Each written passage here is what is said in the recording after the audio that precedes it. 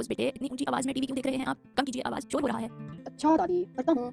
ये 6 आ गया मेरा, आपकी गोली मारूंगी मैं। अलीना बेटा, ये क्या बात हुई? ऐसे कौन शोर करता है? और ये आप दोनों कब से खेल रहे हो? दादी है ना, और क्या करूँ, मैं बोर हो जाती हूँ। ये क्या बात हुई महरोज बेटे? अब आप मोबाइल पर गेम खेलने लग गए हो? होमवर्क भी किया है आपने? दादी करता हूँ जाके थोड़ी देर तक, बस थोड़ी देर खेलने दे। क्या हो गया है आजकल के बच्चों को? किसी की बात सुनते ही नहीं है। मुझे कुछ ऐसा करना चाहिए जो इनकी अच्छी परवरिश में मदद करे और उनको रियासत मदीना के उसूल भी सिखा सके। चलो चलो बैठ जाओ सब, आओ मेरी बात सुनो। मैं ना ऐसे करती हूँ, आपको एक स्टोरी सुनाती हूँ। कौन सी कहानी दादी, मतलब किस तरह की कहानी होगी? सुपरमैन। अरे अच्छा बस ये सब तो फालतू की कहानियां हैं। मैं तुम्हें इस्लाम और इस्लामी तालीमात के बारे में बताऊंगी।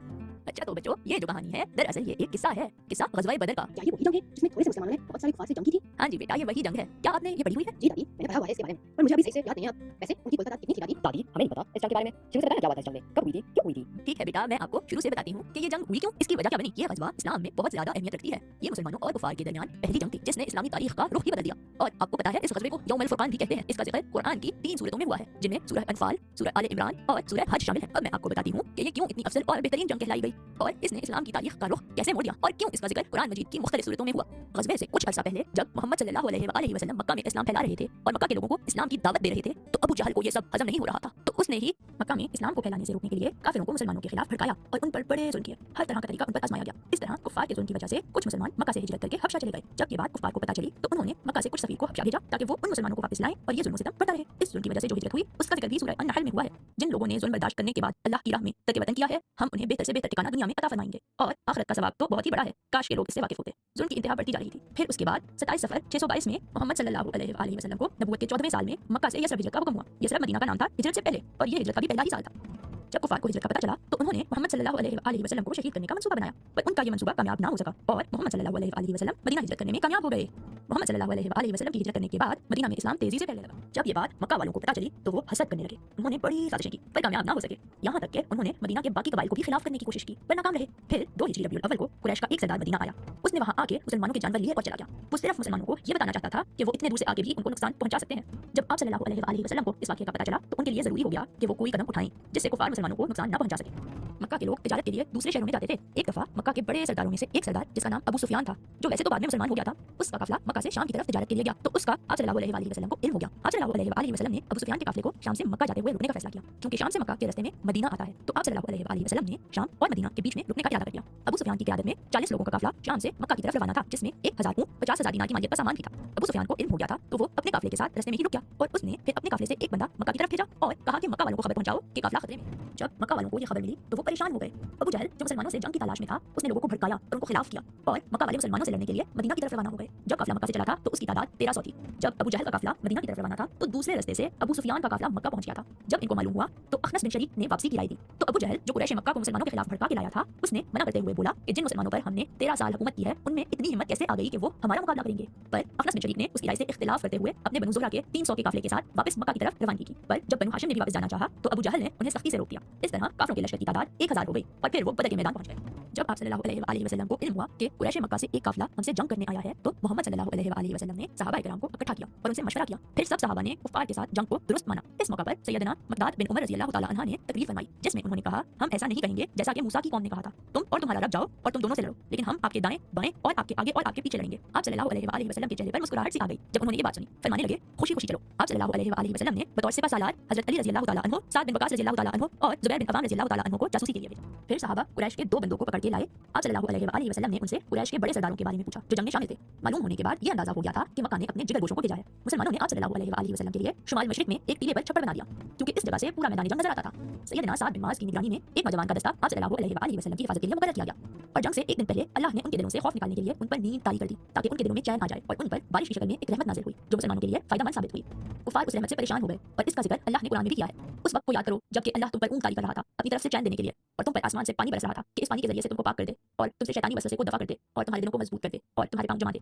मैदान जंग में जाने के लिए तकरीबन 313 से 317 मुसलमान थे, जिसमें 82 से 85 मुहाजिरीन और 231 अंसार थे। अंसार में 61 औस और 170 खज़रज थे और फिर 17 रमज़ान सन 622 को जंग का आगाज हुआ।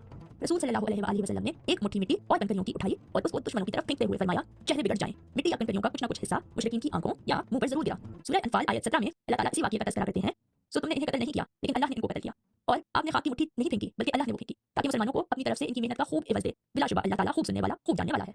اسود بن شریک جو مشرکین کی جانب سے پہلا شخص تھا، وہ یہ عہد کر کے مشرکین کی صفوں کو توڑتے ہوئے آگے بڑھا کہ وہ مسلمانوں کے حوض سے پانی پیے گا۔ اپنی قسم پوری کرنے کے لیے جب وہ آگے بڑھا تو مسلمانوں کی طرف سے حمزہ بن طالب نے صفوں سے نکل کے اسے روکا اور اس کے نہ رکنے پر تلوار مار دی، جس سے اس کا آدھا پاؤں کٹ گیا، پر وہ گھٹنوں کے بل چل کے آگے بڑھتا رہا۔ حضرت حمزہ نے دوسری دفعہ تلوار چلا کے اسے مار دیا اور اس طرح وہ جنگ کا پہلا شخص تھا جو وہاں مارا گیا۔ حضرت حمزہ واپس اپنی صف میں جا کے کھڑے ہو گئے۔ اس کے بعد مشرکین کے 3 بہترین جانباز شاہ سوار نکلے، آگے بڑھے اور دونوں صفوں کے درمیان کھڑے ہو کے مسلمانوں کو میدان میں آنے کی دعوت دی۔ جلدی سے 3 انصار جوان آگے بڑھے جن میں عبداللہ بن رواحہ، عوف اور معوذ شامل تھے۔ جب قریش والوں کو علم ہوا کہ تینوں انصار ہیں، انہوں نے لڑنے سے انکار کر دیا اور کہا کہ ہم اپنی قوم سے لڑنا چاہتے ہیں، تو یہ تینوں بغیر جنگ کیے واپس چلے گئے۔ جب آپ صلی اللہ علیہ وآلہ وسلم کو علم ہوا تو انہوں نے پھر ان کے خاندان سے 3 صحابہ کو بھیجا۔ پھر اسلام کے شاہ سوار اور کفار کے شاہ سوار ایک دوسرے کے آمنے سامنے آ گئے، پھر ان کے درمیان مقابلہ شروع ہوا۔ حضرت حمزہ اور حضرت علی نے اپنے مد مقابل کا کام تمام کر دیا۔ حضرت عبیدہ عمر رسیدہ تھے، عبیدہ رضی اللہ تعالیٰ عنہ نے عتبہ کے ساتھ قاتلانہ قسم سے جنگ کی پر زخمی ہو گئے۔ پھر حضرت حمزہ نے عبیدہ رضی اللہ تعالیٰ عنہ کی حفاظت کرتے ہوئے عتبہ کو مار دیا۔ عبیدہ رضی اللہ تعالیٰ عنہ محمد صلی اللہ علیہ وسلم کے پاس لے کے جائے گئے اور پھر وہ ان کے سامنے ہی فوت ہو گئے۔ اس مقابلے کے آغاز مشرکین کے لیے برے ثابت ہوئے کیونکہ وہ اپنے 3 بہترین شاہ سوار کھو بیٹھے تھے۔ پھر جنگ شروع ہوئی تو مشرکین کی طرف سے پہلا آنے والا تیر سیدنا مہجا کو لگا،